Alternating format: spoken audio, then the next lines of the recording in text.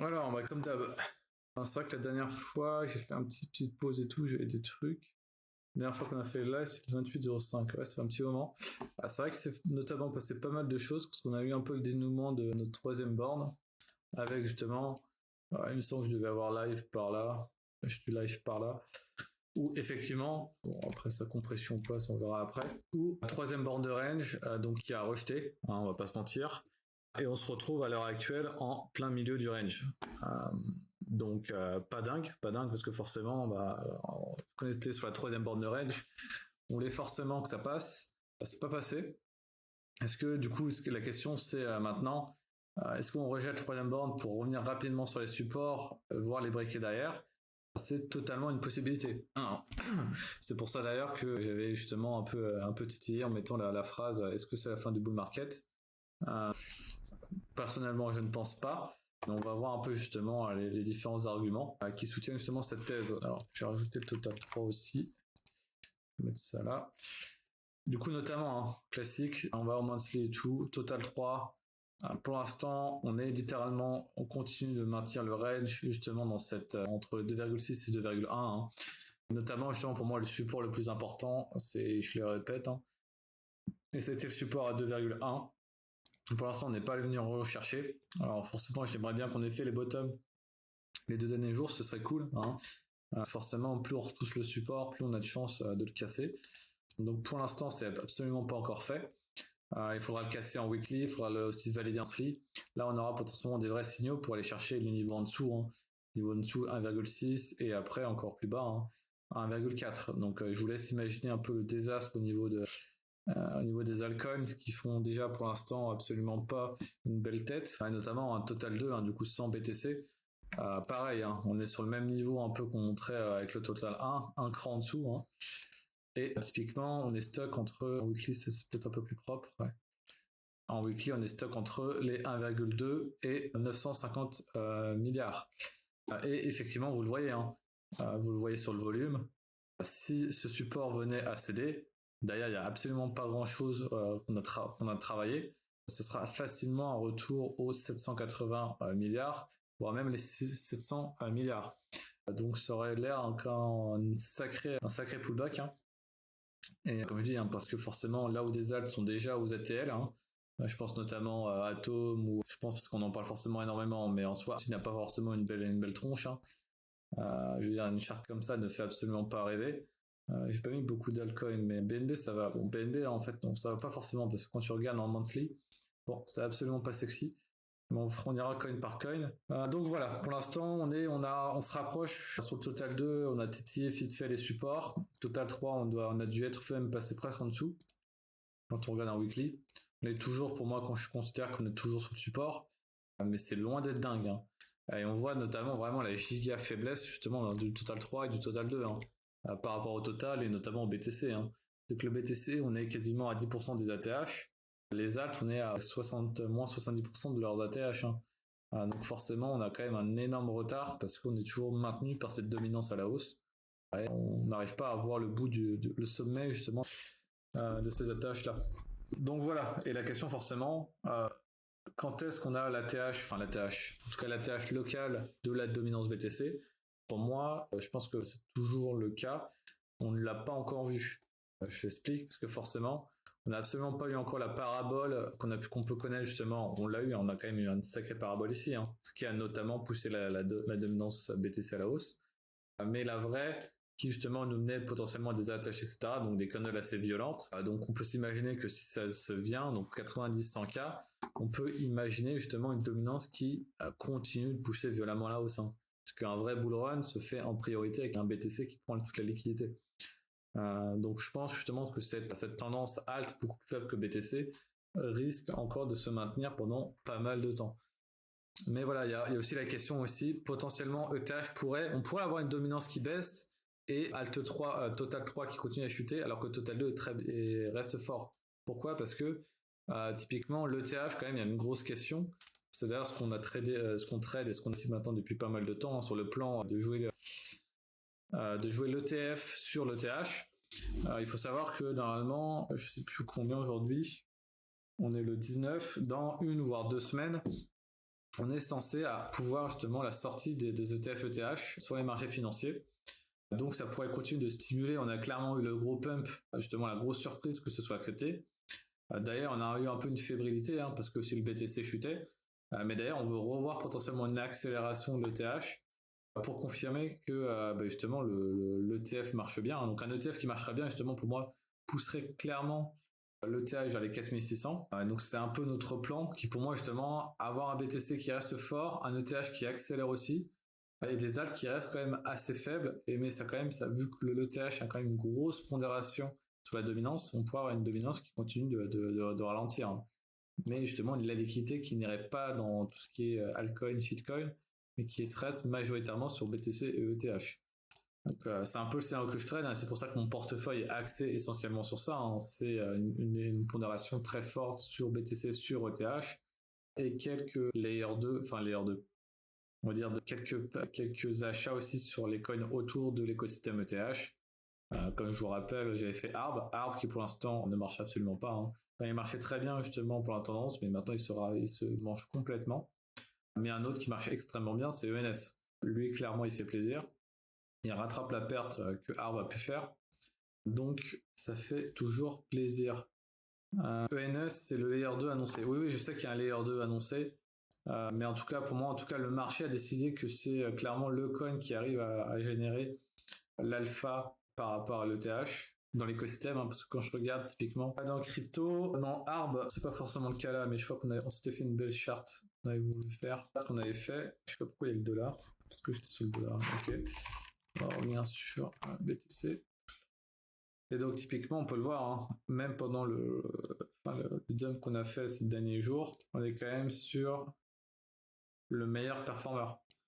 Et même quand on dézoome, ça reste quand même un actif qui pour l'instant a performé extrêmement bien depuis, on va dire, le shift de l'ETH qui s'est fait justement sur cette candle là, traîne rouge. Donc depuis l'annonce de l'ETF, non, c'est un peu plus tôt quand même. Ah oui, tac, c'est plutôt là. L'annonce de l'ETF, on a justement un ETH qui est à plus 15, un ES à plus 85, un BTC assez flat, forcément, et les autres écosystèmes machin, vous voyez qu'en fait, ça n'a absolument pas marché.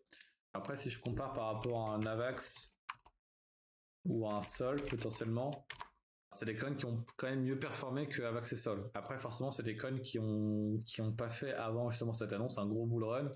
Donc, on va dire c'est plus de type value. Là où AVAX, Sol ont quand même pas mal monté juste au début du bull run. Donc, c'est normal aussi que d'ailleurs, ils soient en capacité de chuter le plus. Mais donc voilà. Donc, il y avait pas mal de plays qu'on pouvait faire sur l'écosystème ETH. Malheureusement, il y en a très peu qui se sont révélés, qui ont marché, typiquement. Donc, ça a été pour moi, en fait, à la fin, ENS. ENF, c'est pour moi le meilleur. Donc, ce que j'avais en rap un peu trop sur Arb, je l'ai re-arbitré sur ENS il y a quelques jours. Maintenant, voilà, je vais pas non plus me surprendre. Je veux pas que ma pondération ENS surpasse ma pondération ETH, forcément. Mais en tout cas, pour l'instant, sur les ETH écosystèmes là, il n'y a pas photo. Ce qui a marché, c'est ETH et ENS. Alors, Silver, qu'est-ce que tu me dis? ENS, c'est le l'air de l'annoncer, mais clairement, j'ai l'impression que les ETF, ETH ne vont pas profiter de l'écosystème ETH. Quel est ton avis là-dessus? Généralement, peu d'alts performent en dehors de ENS dans l'écosystème Ethereum. Les jetons de stacking qui fonctionnent bien. RPL, LDO, c'est quoi? C'est Lido, LDO? Potentiellement, j'ai pas fait gaffe si Lido performe bien. Ok, Lido performe aussi bien. C'est vrai que j'ai pas pensé à celui-là. On aurait dû me souffler à l'oreille. C'est votre rôle normalement, qui vous connaissez beaucoup de shitcoin, mais c'est vrai que Lido, maintenant quand vous m'en reparlez, service de stacking. Donc, c'est aussi totalement cohérent, justement, dans cette trend. Mais voilà, mais c'est pour ça qu'on diversifie sur les plays autour de l'écosystème ETH, qu'on n'était pas pondéré à une seule chose. Par contre, effectivement, quand on voit qu'il y en a une qui marche vraiment bien et les autres ne marchent pas du tout, il n'y a pas de raison de surpondérer celle qui marche pas du tout par rapport à celle qui marche. C'est plutôt l'inverse, justement. Il faudrait retirer un peu de ce qui marche pas pour ajouter sur ce qui marche. Mais après, mon avis sur pourquoi les uns et l'autre marchent mieux, on va dire, je pense que ENS est ce qui est le plus proche de l'écosystème ETH avec leur capacité de Web 3.0, .ETH, etc. Là, c'est ce que le marché, en tout cas, a décidé. Pour l'instant, je veux dire, il n'y a pas à remettre en cause cette logique-là. Et après, je pense que ENS aussi a un market cap beaucoup plus faible que ETC, Matic, Arb et OP. On pourrait checker derrière, mais si je regarde, par exemple, Coin market cap. RPL, je connais pas du tout, tu vois, mais je peux regarder après. Et si on regarde ENS, il est où? Alors, c'est pas Bit.Tensor ça. Voilà, ENS est là. Donc, on parle d'une crypto qui a 843 de market cap. Là où forcément, j'ai vu Lido par là qui était à 2,1, donc 3 fois plus haut, enfin 2 fois plus haut, 2 fois et demi plus haut. Des polygones à 6 milliards. C'est typiquement des cryptos beaucoup plus lourdes que ce que peut être RP Rocket Pool en concurrence avec Lido. Ok. Bah, typiquement, moi, c'est des trucs que j'aurais bien aimé savoir avant de jouer la thématique là, parce que j'aurais diversifié sûrement sur ces trucs-là. Rocket Pool, effectivement, c'est aussi 500 millions de market cap. Si on le rajoute, voilà. Donc, il a fait un énorme pump, je sais pas pourquoi, récemment aussi. C'est ça qui donne toute la performance. Sinon, c'est pas grand-chose avant, on va pas se l'avouer. Mais je vais rajouter à l'écosystème. Ah, c'est pas ça que je voulais faire. Hop, je vais rajouter ça, comme ça j'y penserai la prochaine fois. Voilà, c'est un peu pour vous rappeler justement ce truc de jouer les thématiques et les coins, bah forcément les leaders, ceux qui représentent la thématique, comme ETH. Ça me rappelle aussi typiquement ce qu'on pourra aussi parler après. Quand on a joué la trend obésité et GLP, il y a des coups qui ont très bien marché, il y en a qui n'ont absolument pas marché. Et c'est pour ça que justement, c'est important de diversifier et d'avoir essentiellement la plus grosse pondération de ces actifs. On va dire quand même dans le leader. Hein. Donc le leader étant ETH, ou dans les GLP, c'est Lily et Novo, quoi. Ça, on pourra en reparler après. Mais c'est pas mal. Je vais rajouter du coup RPL là-dessus pour la prochaine fois. Tac, tac. Ok.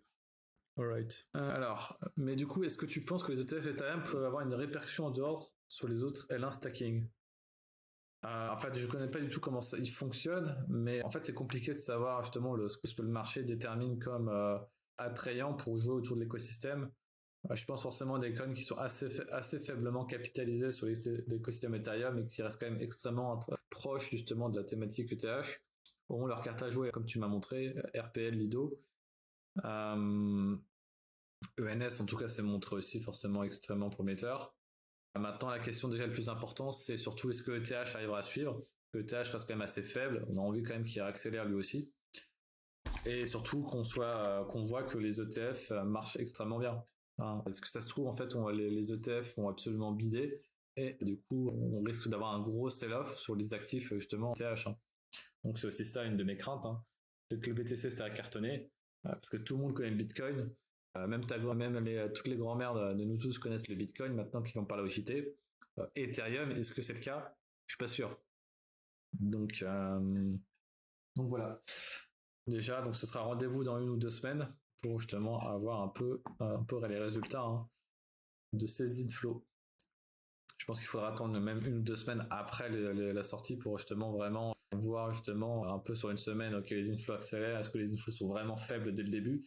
BTC, ils étaient forts au début, mais ils sont devenus extrêmement forts 2 ou 3 semaines après, et puis même il y a encore quelques semaines, ils étaient extrêmement forts. Il y a quand même des vagues où justement on a des gros inflows. Donc ce sera ça aussi qui sera intéressant de surveiller sur ETH.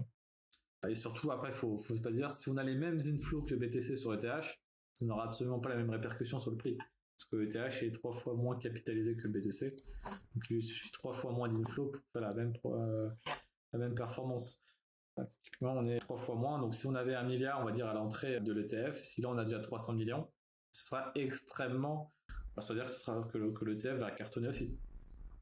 J'ai même vu des ETF qui vont justement faire des combinés. Des combinés, c'est on a un investissement sur BTC et ETH, donc 70% BTC, 30% ETH. Donc ça, ce serait pas mal aussi, justement, pour apporter des inflows pour les gens s'exposer aux deux choses. Et ça permet justement d'avoir forcément un inflow sur BTC et sur ETH. On n'a jamais pas l'analyse par de 3 à 4. En vrai, sur les réseaux et même les marchés, ça tend pas justement effectivement à des énormes inflows. Après, c'était le cas sur BTC. On a vu la grosse surprise sur le prix après derrière. On a vu les inflows. Ça peut potentiellement faire exactement la même chose. Mais effectivement, même nous, on le sait, la popularité de l'ETH n'est absolument pas la même que la popularité du BTC pour le commun des mortels. Forcément, pour nous, on connaît, que tout le monde connaît, mais en dehors justement de les plans, est-ce que des gens vont investir leur plan épargne retraite sur de l'ETH? Je ne suis pas sûr. Et personnellement, s'il fallait, mec, je sais pas vous, s'il fallait loquer pendant 20 ans, 20 ou 30 ans vos économies, personnellement, je prends entre BTC et ETH, il y a moyen que je prenne quand même BTC. si vraiment fallait faire blanc ou noir. Donc voilà. C'est pour ça que les BTC Maxis n'ont pas forcément tort. En vrai, pour l'instant, il n'y a que BTC qui a vraiment montré une certaine résilience à tout et n'importe quoi. Là où BTC ou ETH essaie de faire des trucs beaucoup plus compliqués, donc il peut se faire avoir en termes de technologiquement parlant par une autre chaîne. Pour l'instant, ce n'est absolument pas le cas, parce que la popularité d'ETH fait que tout le monde reste sur ETH. Enfin, toutes les entreprises ou autres qui testent des trucs restent quand même beaucoup plus focus sur ETH, parce que ETH a montré sa rigueur dans le fait de maintenir l'écosystème en ligne en fait tout le temps. Là où forcément Avax ou Sol, etc., des écosystèmes qui arrivent que de temps en temps ça shut down. Donc ça c'est pas possible. Donc tant qu'il n'y a pas, on va dire, un historique, un track record qui montre justement la solidité de ces chaînes-là, je pense que c'est compliqué aux entreprises de vraiment investir massivement sur cette technologie-là. Pour l'instant, ce cycle avec les Layer 2 donne raison à ETH, en tout cas le narratif actuel. Oui, totalement. Et après, c'est pas forcément parce que les autres sont pourris ou autres. Hein. C'est juste effectivement, pour l'instant, la liquidité se concentre essentiellement sur les big caps. Et ça nous rappelle, avec la discussion qu'on avait au tout début avec DR2J, c'est le fait que pour l'instant, même dans le marché traditionnel, c'est le cas. Le S&P, je crois, c'est 40% de sa performance year to date, c'est 6 ou 7 compagnies. C'est forcément Nvidia qui, d'ailleurs, ça doit faire 50 voire 60% de ces 40%-là. Donc forcément, je veux dire, en ce moment, on est quand même dans le safe to, ça serait quoi le nom? Ça serait pas safe to value, c'est safe to quality asset. Quality asset, je suis désolé, c'est BTC, c'est les big caps, et puis c'est tout. Alors Nash me dit, je discutais avec un ami qui sort d'un master de finance à l'EDEC, pour lui ETH, Ethereum différent d'ETH, il connaît BTC mais pas Ethereum, alors qu'il y a... Oui, potentiellement. Après, je vais pas rentrer dans les détails, etc. Mais comme je dis, en fait, en soi, moi, voilà, je suis pas amoureux de mes ETH, je joue le Plays, je joue l'ETH BTC. D'ailleurs, on peut aller en parler vite fait sur graphiquement parlant. ETH BTC, tac. Je l'ai perdu de vue. Ici. ETH BTC, qu'est-ce qu'on a? On a eu la grosse candle, justement. On a l'état chez Pilmazone, hein, des 0,45, dont on parlait depuis pas mal de temps. Hein. Grosse réaction haussière, ce qui est totalement logique. Le marché n'anticipait absolument pas l'ETF. L'ETF sort, boum. Maintenant, il faut un follow-up. Hein. On est écrasé en vrai par une grosse trendline, une grosse pression baissière. Il faut follow-up. On a fait un pullback assez profond, je trouve. Pour autant, là, on arrive quand même à pas mal rebondir, donc c'est assez encourageant. Mais on veut justement, je pense que on aura un gros push justement sur cet arbitrage pour aller rush assez rapidement les 0,67 lorsqu'on verra que les inflows sur Ethereum sont bons. Alors je pense pas qu'ils vont être transcendants, mais au moins meilleurs que ce que le marché anticipait. Pour autant, on est sous résistance à l'heure actuelle. Et si on se fait rejeter parce que les inflows sont pourris et qu'on vient, en fait, on reclôture sous la candle qu'on a fait depuis l'annonce, il faudra revoir ses plans. On va pas se mentir. Potentiellement baisser son allocation ETH et repasser sur du BTC parce que quand même on a un gros shift avec un énorme catalyseur sur cette candle là, hein, un ETF qui sort alors que personne ne s'y attendait. Donc si on arrive à retourner à ces niveaux prix là, c'est-à-dire que le marché a décidé de sanctionner en fait typiquement l'actif parce que les inflows sont pas là. Les gens préfèrent largement les inflows sur BTC, donc on pourrait avoir une continuation de la tendance justement sur ces inflows de BTC et donc forcément la liquidité qui part de ETH pour aller vers BTC. Déjà qu'elle n'est pas ultra présente sur ETH, je vous laisse imaginer la gueule de ETH BTC et encore pire des autres altes. Donc voilà.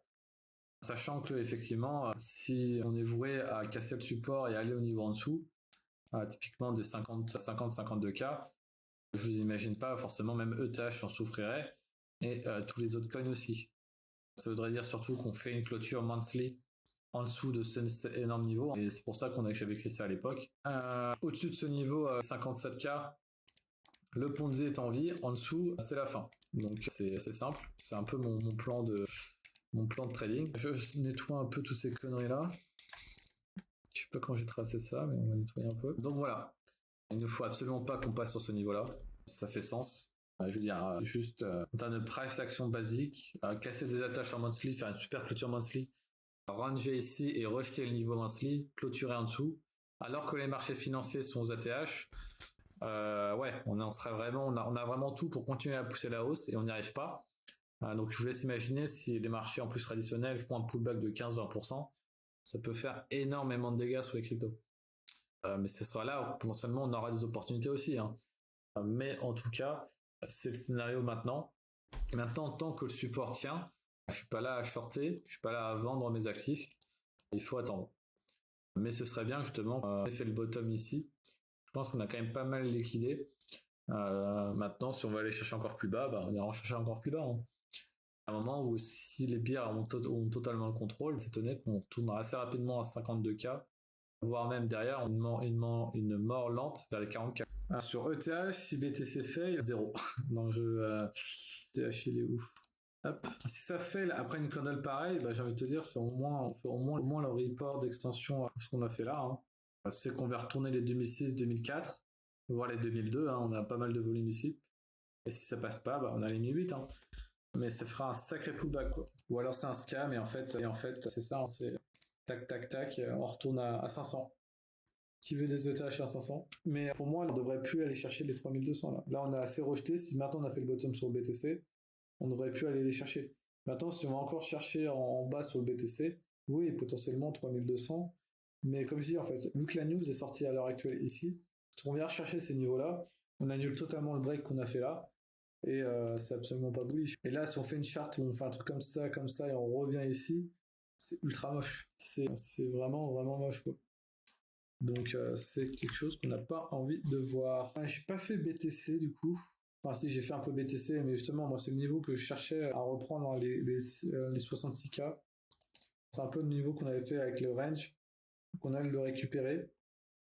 Maintenant on est un peu justement en dessous, avec la grosse zone des 61-62K. Mais typiquement j'avais absolument pas envie qu'on y retourne, mais bon. À voir.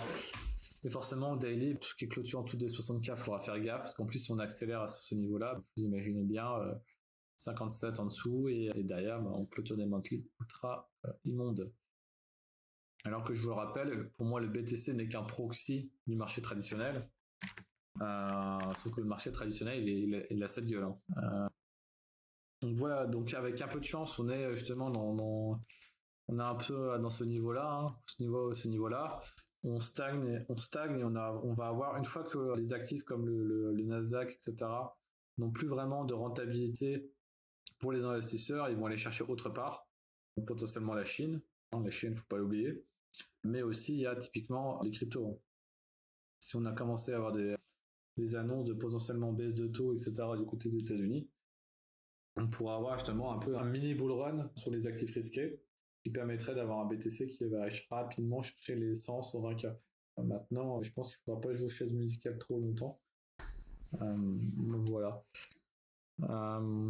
Quelques trucs à dire encore potentiellement sur les cryptos. Après, je vais vous parler un peu du marché tradi et justement la question on m'avait posé la question si j'avais pas l'impression d'être un peu dans les années 2000 avec justement ce Nvidia, avec le Nasdaq qui fait une telle performance. On va faire un peu une comparaison par rapport à 2000. Et notamment pour vous montrer qu'à l'époque, en fait, en 2000, la folie des marchés n'avait rien à voir avec celle qu'on a à l'heure actuelle.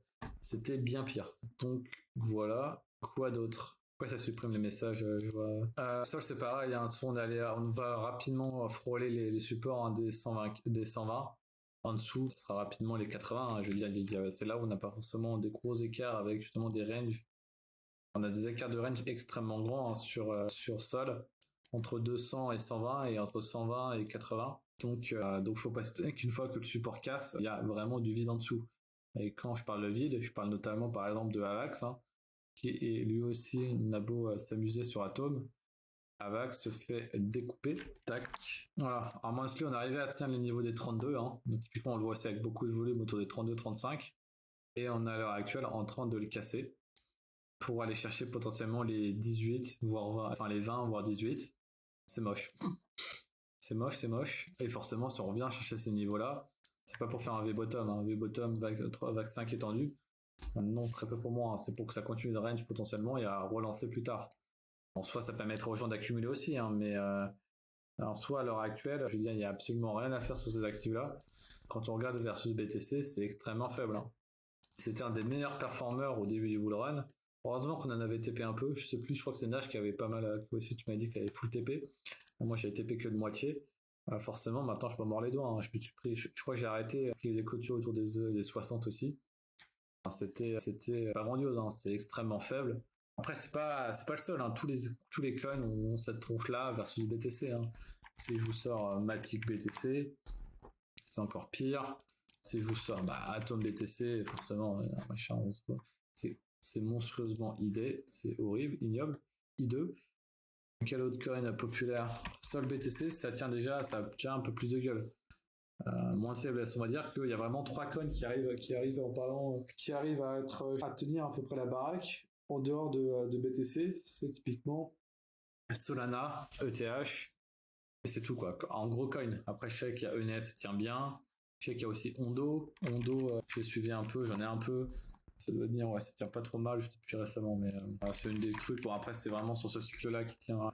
C'est un nouveau coin de ce cycle-là, donc c'est aussi pour ça qu'il a une certaine hype, alors que tous les autres sont assez vieux, hein, parce qu'ils ont déjà eu au moins un bull run. En parlant de TP, je suis plus dans le train sur Baba, j'ai plus TP 25% sur les 90.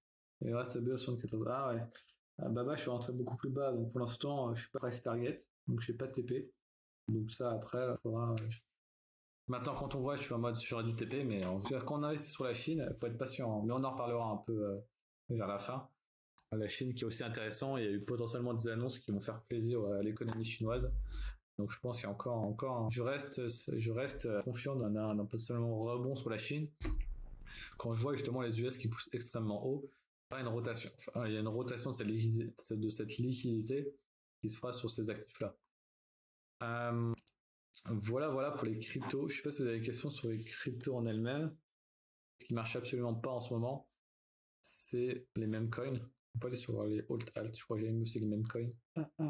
Top à peu près ici. Qu'est-ce qui a vraiment pas marché? Attends, on va faire un PTC. BTC moins 6, BTC moins 8, voilà. Qu'est-ce qui a vraiment pas marché en ce moment? Non, regardez. Bonk, WIF, Floki, Shiba, Doge est encore dans le milieu de peloton. Tous les alts, on va dire le shitcoin, on va dire le shitcoin, les mêmes coins, le BTC même coin, on va dire c'est Doge, hein, c'est la value même coin, et tous les autres alts autour sont complètement écroulés. Donc tout le monde se sont barrés, hein, tout le monde s'est barré de ces coins-là pour aller sous d'autres, d'où le fait qu'ils ont une certaine surperformance à la baisse. Mais il fallait bien qu'il y ait le retour de bâton, hein. C'était eux qui arrivaient à performer le plus avec le BTC justement quand le BTC continue à pousser. Maintenant, c'est eux qui perdent le plus derrière. Hein. C'est chacun son tour. C'est assez intéressant. Donc, il y a vraiment ce côté de spéculation qui est en train de se faire écraser sur le marché des cryptos. Ce qui est bien en soi. Ce qui est sain. Ce qui permet justement derrière potentiellement un vrai rebond sur du BTC et de toutes les cryptos. Maintenant, si on fail sur BTC, forcément ce sera un vrai carnage sur les alts. Un vrai carnage comme on n'en a pas forcément connu, parce que même les cycles précédents, les alts suivaient quand même un peu mieux. Là pour le coup, je me suis pas de tous les autres cycles que j'ai fait avant. Ça fait longtemps que j'ai pas vu des alts se faire autant marcher dessus sur le run, quoi. Typiquement en fait, même à chaque fois que la dominance montait violemment sur l'année run, c'était dû au BTC qui montait énormément par rapport aux autres. Mais là même le BTC est flat et tout le monde se sont écroulés. Donc il n'y a pas d'argent frais. Oui, je vois beaucoup cette excuse-là, possiblement. En tout cas, à la fin, le résultat est le même, c'est que sur ce cycle-là, essentiellement BTC et ETH ont vraiment bien fonctionné. Surtout BTC, on va pas se mentir. Les autres sont vraiment à la ramasse, quoi. D'où le fait qu'on n'a pas eu, les gens disent qu'on n'a pas d'euphorie, etc. Forcément, parce que les marchés ont décidé en tout cas de rester sur la quality asset, donc essentiellement BTC, un peu comme sur les marchés traditionnels où les gens sont beaucoup plus exposés aux grosses tech et non pas aux petites et moyennes entreprises, quoi. Parce que c'est un peu les altcoins marché tradi et ils ne reçoivent pour l'instant aucune liquidité et donc forcément peine versus leur benchmark. On va dire leur quality asset en face qui sont Microsoft, Apple, Nvidia. Donc voilà, je peux passer au marché tradi, je pense, parce que j'ai à peu près tout dit. Je sais pas si vous avez d'autres questions. Un truc pas mal de coup j'avais vu, le QQQ, donc Nasdaq, hein. J'espère qu'on a assez d'historique. La question de ça, est-ce que forcément qu'on vit à l'heure actuelle, est-ce que c'est bien pire? Enfin, c'est bien pire. Je dis pas forcément. Est-ce que la folie qu'on voit à l'heure actuelle, donc forcément quand un marché est en bulle, typiquement, on a ce qu'on appelle une extension des multiples. Donc, on a les entreprises, au lieu de se payer 20 fois leurs bénéfices, elles se payent 40, 60, 80 fois. Et ça, toutes les entreprises, n'ont pas forcément une, qui fait que les marchés sont vraiment littéralement en lévitation. Et on pourrait le voir typiquement sur une moyenne mobile.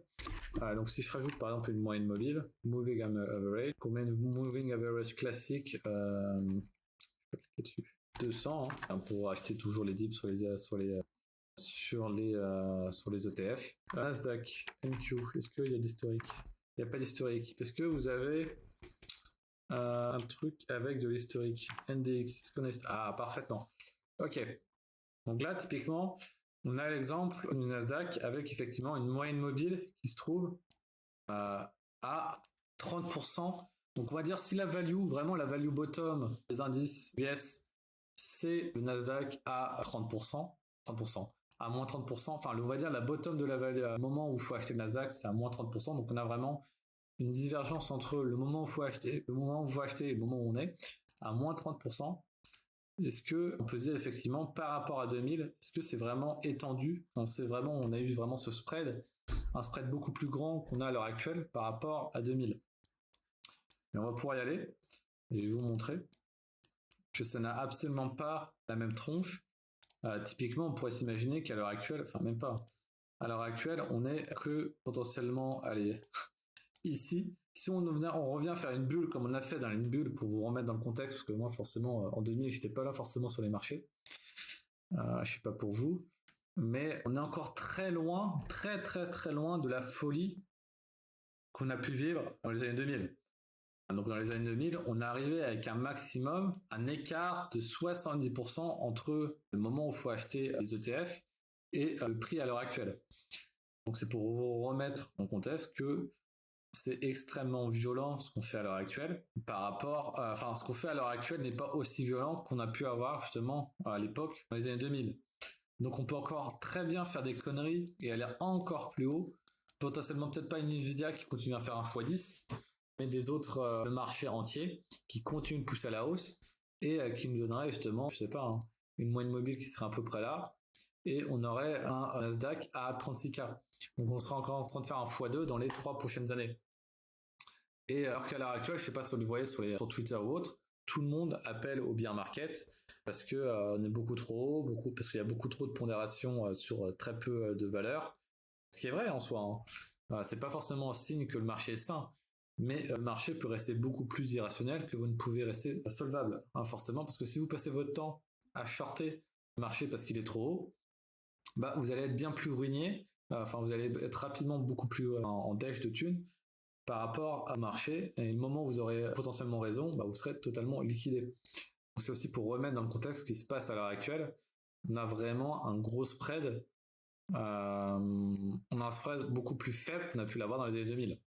Maintenant, il y a plusieurs arguments qui peuvent se mettre contre ce truc-là. C'est qu'à l'époque, le début de la slope, donc on va dire le degré de pente était beaucoup plus faible, il a accéléré très fortement, mais forcément il y a un effet de retard avec la slope.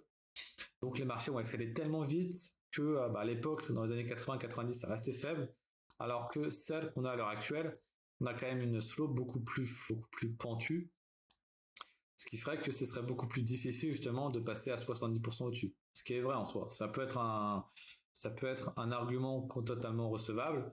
Cependant, je ne veux pas dire qu'à notre époque, toutes les valeurs sont totalement bien valorisées, mais je ne pense pas qu'on est complètement dans la déconnade, parce qu'on est dans un véritable cycle de transformation de ce qu'on peut connaître dans notre économie. Même si on ne le voit pas, on n'a pas vraiment encore les impacts réels. Je veux dire, Nvidia monte à des sommes aussi fortes, pas parce que tout le monde achète pas parce que les particuliers comme vous et moi achetons des cartes graphiques. C'est typiquement des entreprises qui ont des milliards en trésorerie qui ne sont pas utilisés, qu'ils utilisent pour acheter essentiellement que Nvidia, que les produits de Nvidia, parce que forcément, il n'y a que Nvidia qui font le high-end de ce qu'ils souhaitent en matière de puissance de calcul pour leurs algorithmes d'intelligence artificielle. Donc forcément, c'est les seuls à donner l'appel. Tout le monde sait que dans le futur, ce sera ça, que ce soit, et encore plus, je pense qu'il y a aussi cette thématique IA. Je pense que dans quelques mois, quelques années, dans 1 ou 2 ans, ce sera la thématique. Question, qu'est-ce que vous pensez que la prochaine thématique ce sera après l'IA? Forcément, il y a l'accélération de l'IA. Exactement. Voilà. Derrière, ce qu'on va avoir, ce sera les robots. On aura l'automatisation par les robots d'énormément de choses qui permettra d'ailleurs de créer une pression déflationniste sur l'économie parce que ça coûtera beaucoup moins cher de produire, donc les prix seront beaucoup plus bas, enfin en tout cas n'augmenteront pas aussi fortement, qui pousseront les taux à la baisse et ce qui feront que les marchés risquent de monter fortement. Ça aussi, fais gaffe parce que je sais pas qui ne s'est pas mute parce qu'il y a des fois des petits retours. Je te mute, juste au cas où pour pas avoir de retour. Mais voilà, question, ouais, une récession, alors forcément la question c'est à la fin quand même l'économie ne peut pas l'éviter essentiellement parce que les entreprises s'achètent des produits entre elles. Il faut que les entreprises tiennent quand même un minimum avec Apple. À la fin, il faut quand même que pour investir dans l'IA massivement, il faut que leur argent soit obtenu en achetant, vous et moi achetons des produits Apple.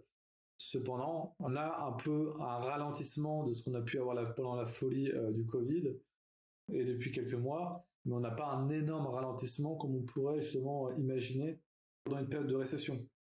Alors, ça ne veut pas dire qu'à tout moment, la musique peut pas s'arrêter et on chute de 30%. Absolument pas ça.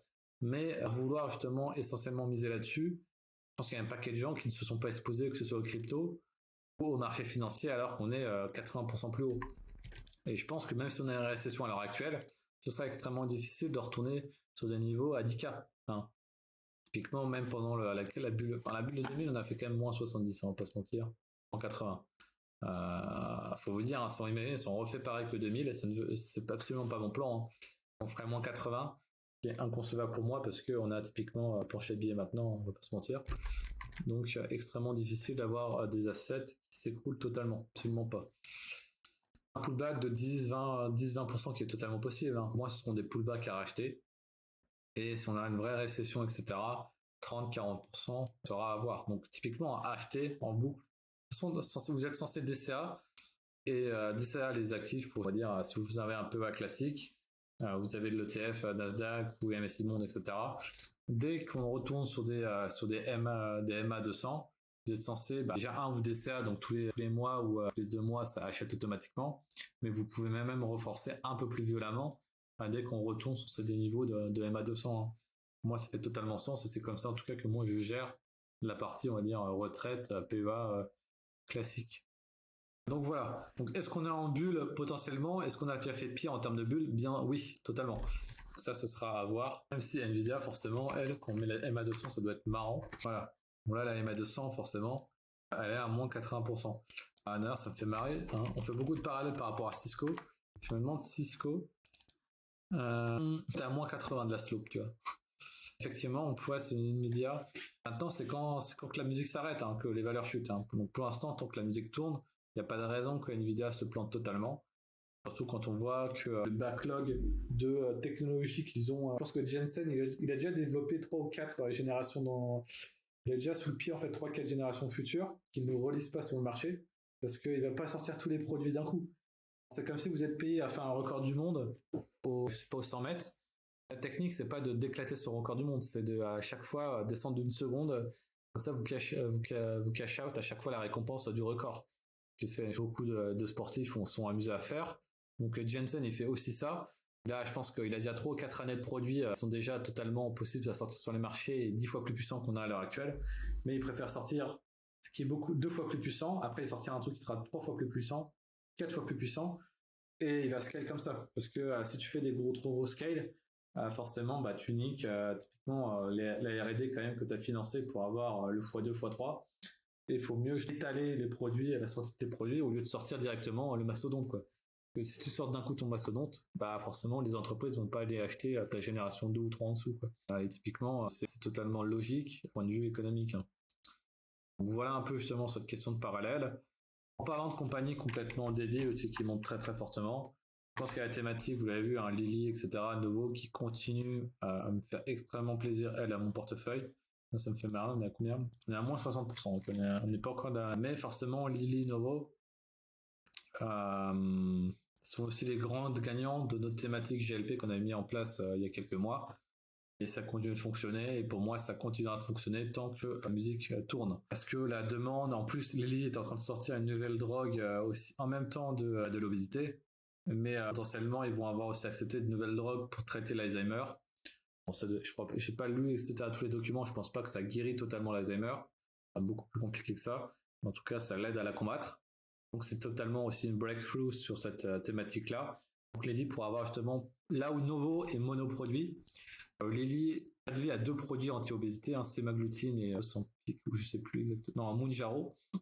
Alors là, potentiellement même un 3e produit qui sont un traitement pour Alzheimer. Donc c'est pour ça aussi que Lilly accélère peut-être beaucoup plus vite que Novo, parce qu'il y a aussi Lilly, ça se paye à 130 fois son PE. Novo, on est quand même qu'à 48. Hein. Bon, déjà 48, c'est énorme. 130, je vous en parle pas. Je pense même que à l'heure actuelle, Lilly est plus cher que Nvidia de loin, hein, pour le papier en tout cas. Voilà, Nvidia est à 80 fois ses bénéfices, alors que Lilly est à 130 ans. Après Lilly, il n'y a pas eu encore une vraie accélération de la croissance de leurs résultats. C'est ce que j'attends justement dans les prochains chats. Bon, on a quand même tapé des 28-25, on n'a quand même pas dégueu, mais Nvidia, eux, a tapé des 70% 2 ou 3 fois d'affilée. Je pense pas non plus que ça va arriver. Je pense qu'on est quand même sur 4 ou 5 ans de croissance à plus de 30%. Donc ça fera en sorte que on va dire les multiples se contractent quand même à la baisse, même si le prix augmente. On va être très excité justement des prochains résultats de la compagnie-là. Maintenant, dans toutes les autres thématiques qu'on a pu investir ou non, il y a des trucs qui sont sortis. Hein. InMode, ça a été sorti il y a un petit moment. Ça n'a absolument pas marché. Match, c'est pareil, hein, ça n'a absolument pas marché. Choses qui ont très bien marché, DXM avait très bien marché à l'époque. On l'avait sorti, maintenant il a repris totalement. Hein. C'est pour ça qu'on vaut mieux sortir sur les shorts, sortir assez rapidement, sortir sur le catalyseur et après ne pas rester en thématique. Ouais, en 10 ans, cette compagnie elle va être justement complètement écrasée, ce qui est potentiellement le cas. Mais en tout cas, à court terme, elle peut extrêmement rebondir très fortement. Donc c'est totalement le cas de Descom, de Dash ou autre quoi. Donc ça n'a pas forcément marché. Weight Watcher non plus. Hein. Donc ça, j'y croyais fortement aussi. Je crois que ça n'a absolument pas fonctionné. Je l'avais acheté autour de par là, il me semble. On est monté quand même avec leurs résultats et leurs chiffres à 13 et derrière ça s'est complètement écroulé. Hein. Donc j'ai dû sortir par là un peu en dessous de mon prix d'entrée. Comme ça, c'est des trucs qui ne marchent pas. Ça ne veut pas dire qu'il y a tout acheté. Hein. Donc essentiellement maintenant sur cette thématique-là, j'ai que 3 valos. Lilly en majorité, Novo un peu derrière, parce que forcément ça performe un peu moins. J'ai Esta. Esta aussi pour moi, ça peut être une compagnie qui profite énormément de cette thématique-là, parce qu'en fait typiquement il va y avoir une annonce dans les prochains mois. Pour l'instant cette boîte-là, donc je sais pas si tout le monde était au courant. Nouveau type de prothèse mammaire, hein, typiquement. Donc c'était pourquoi dans la thématique GLP, parce que forcément il y aura, je pense, un gros rush sur tout ce qui est esthétisme et j'ai le terme, j'en perds mes mots. Boîte technologique dans Market Silicone Breast Implant, c'est coup qu'on fait de la chirurgie esthétique. Donc voilà, donc c'est typiquement une boîte de chirurgie esthétique. Donc forcément GLP, perte de poids très fortement. Donc potentiellement beaucoup de peau pendre, donc potentiellement on va dire un rush sur les implants mammaires pour énormément de femmes. Et typiquement, eux, ils vendent une nouvelle façon de les implanter à leur corps et aussi de nouveaux plans directement. Et justement, dans les prochains mois, ils sont dans la dernière phase d'être acceptés sur le marché américain parce que à l'heure actuelle, comme on peut le voir, revenus, c'est pas ici. Leurs revenus sont essentiellement à l'heure actuelle l'Europe, Middle East, Africa, Asia-Pacifique, Latine, Brésil. Ils n'ont absolument aucun revenu à l'heure actuelle US. Donc, typiquement, dès que la porte sera ouverte, ça peut aussi faire un énorme inflow sur ces boîtes-là. La demande est là. Si leurs produits marchent très bien, sous les réseaux sociaux, ce sera repris très fortement. Ils vont faire des collabs avec justement une célébrité, comme les marques esthétiques font souvent ça. Hein. Donc ça peut être aussi une très bonne valeur. Donc elle, je l'avais acheté autour des 30-35. Donc je chercherai potentiellement à la renforcer si on revient sur ces prix-là. Pour l'instant, ce n'est pas le cas. Vos valos, je crois qu'elle est dans le négatif parce qu'eux, ils n'ont pas encore de earning. Donc c'est qu'il y a une boîte qui ne font pas encore énormément de chiffres, qui font pas de bénéfices. Mais on peut s'imaginer que si ça sort sur le marché US, la marge et les prix seront les bénéfices seront extrêmement impactés. Faut acheter des actions. Alors moi je me dis il faut acheter des actions des cliniques tunisiennes, ouais effectivement aussi, mais je crois que c'est déjà un peu le cas justement avec ces produits-là, Espagne, etc. Aux US, voilà, aux US, c'est là où toutes les entreprises d'esthétisme et de santé se font leur marge. Hein. Les Européennes visent pour la chirurgie. Non, mais oui, ça m'étonne pas. Donc voilà un peu sur cette thématique-là. IA, j'en ai parlé un peu. IA, j'ai vendu, tu vois, j'ai vendu trop tôt CLS, hein. CLS qui continue de performer bien. Lui, je l'avais vendu autour d'ici. Ils ont une valeur pas énorme, pas ultra haute par rapport à la thématique IA, donc ça pourrait être encore une boîte qui justement continue de bien performer. BHB, je l'avais sorti aussi. Et pareil, je suis sorti pour justement Marvel, je suis encore dessus. Pareil, Marvel devrait accélérer dans les prochains jours, hein, si on veut bien casser, on va dire, un trendline qu'on est. Je sais que ça fera pas plaisir à Nash, hein, mais moi, voilà, si la thématique IA continue de pousser, ça fait totalement sens. Et j'avais rajouté récemment 2 entreprises dedans, qui étaient Oracle et Adobe. Alors je peux vous expliquer pourquoi Oracle, typiquement, parce que pour moi, on avait Oracle, je la voulais toujours en portefeuille, et on avait typiquement, je l'ai pris sous classure de Weekly. Donc pour moi, on a cassé, donc je suis rentré dedans. Puis je suis rentré à autour de 134. Et très rapidement, j'ai déjà mis rapidement mon stop autour des 123. Vraiment là, pour le coup, une boîte que je voulais, qui pour moi va être accélérée avec l'intelligence artificielle forcément. Des gros contrats sur les gouvernements, avec les gouvernements, donc toujours très intéressant. On avait un setup de price action, donc il n'y a pas trop à réfléchir. Et Adobe, elle, c'était justement, j'étais rentré quelques jours avant le résultat, autour du 4 juin, je crois. J'avais mon message, faudrait que je le retrouve. Pourquoi Adobe? Parce que typiquement, il y a eu un gros sell-off. Les premiers gros sell-off, c'était justement avec les thématiques de l'IA va remplacer, n'aura plus besoin de que ce soit super compliqué les interfaces pour faire la modification d'image, pour faire le traitement visuel, etc. Parce qu'on aura ChatGPT qui générera des images automatiquement, etc.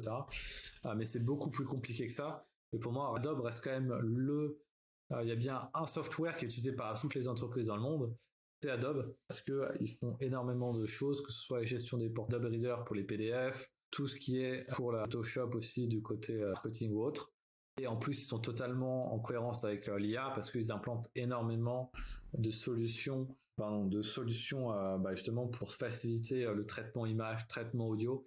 Typiquement, quand je fais le retraitement audio, mes Lightroom, j'ai plus besoin d'aller couper, aller chercher les blancs ou les clics de souris ou mes bruits de respiration. J'ai juste appuyé sur un seul bouton et il va me détecter absolument tout ça et me cut tout.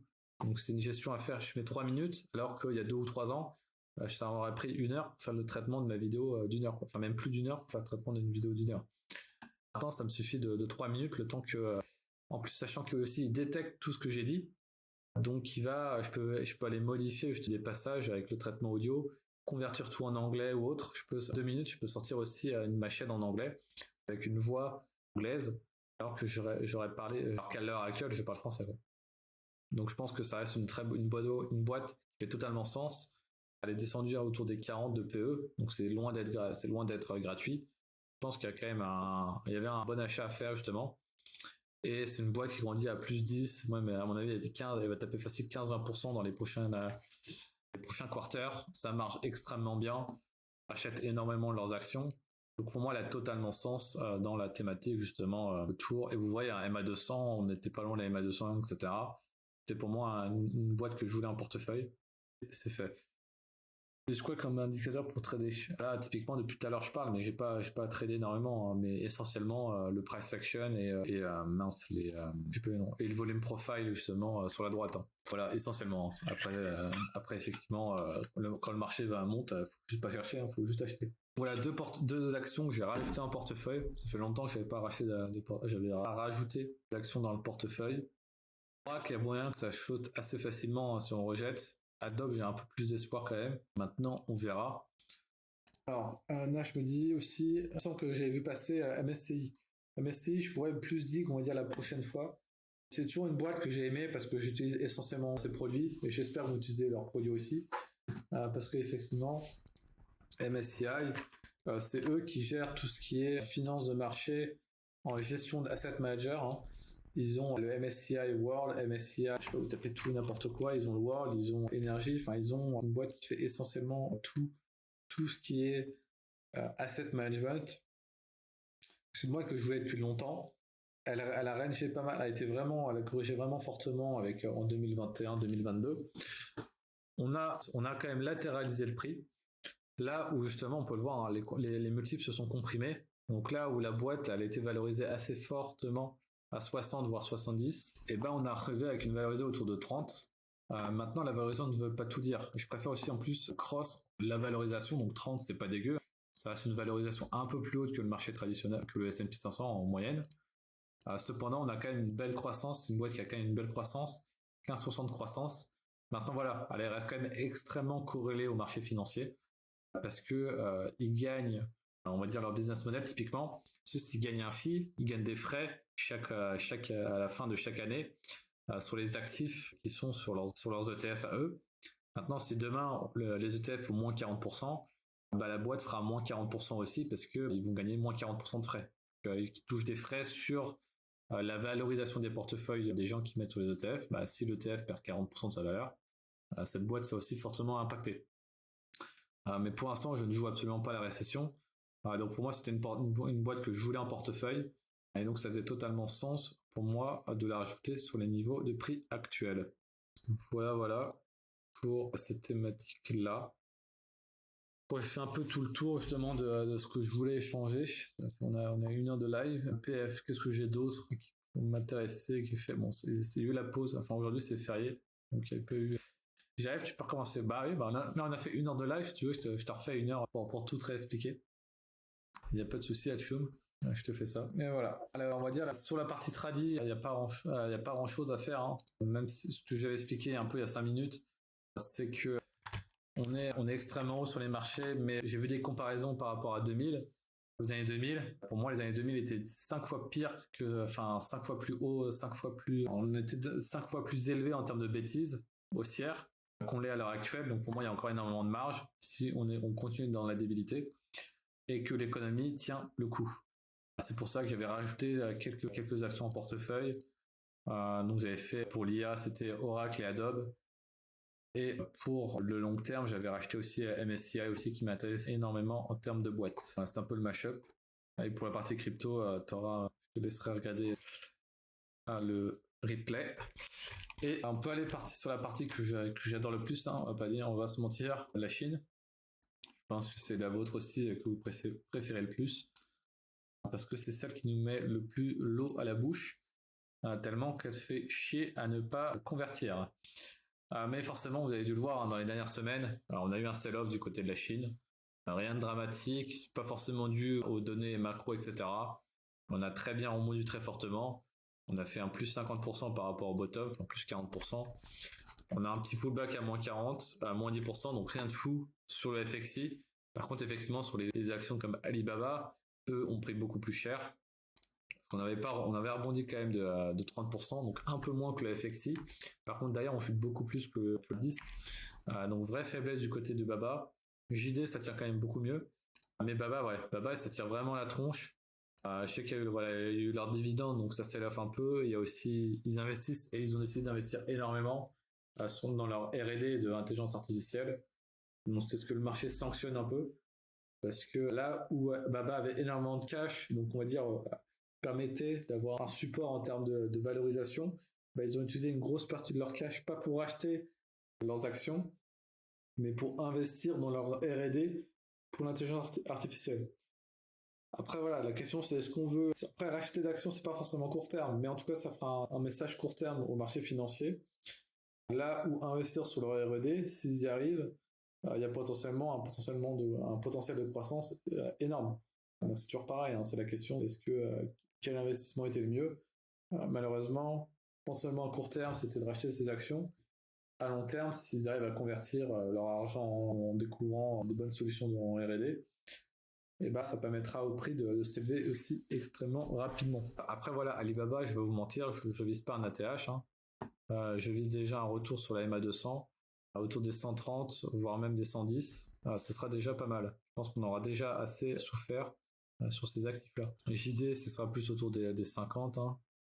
On a déjà potentiellement genre un petit TP à faire au niveau des 40, hein, comme on le voit, énormément de liquidités qui sont faites sur ces zones de prix. Mais les gros TP seront sûrement faits autour de 60-70 quoi.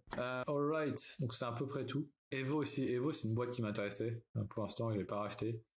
Je pense que vous la connaissez, je vous ai fait déjà le pitch, hein, mais c'est on va dire une boîte de gambling, gambling sur internet. Bon, c'est pour, elle fait le software des casinos sur internet. Mais typiquement, elle m'intéressait pour l'instant. Honnêtement, j'ai alloué tout le cash que je voulais sur les actions américaines. Si vraiment elle baisse énormément, il y aura potentiellement un meilleur arbitrage sur celle-ci que sur d'autres. Pour l'instant, ce n'est pas le cas. Mais j'aimerais bien aussi la rajouter en portefeuille. Mais pour l'instant, ce n'est pas fait. S'il y a une action qui accélère fortement à la hausse et que j'arrive à TP, potentiellement je pourrais re-switch un peu sur Evo. Je me limite quand même à mon exposition. Merde, je suis en retard. Bon, vite fait. T'es un peu en retard d'1h10 de live, mais tranquille. Je comprends. D'ailleurs, ça me rappelle un truc que j'ai oublié de faire. Je peux mettre patienter 5 minutes. Je vous laisse poser vos questions. Si vous en avez, bien sûr. Si je le fais pas maintenant, je vais pas m'en souvenir. Tac, tac, tac. Hop. Alright, c'est Dan. T'as quel temps qu'à commencer avec 40 minutes de retard as usual?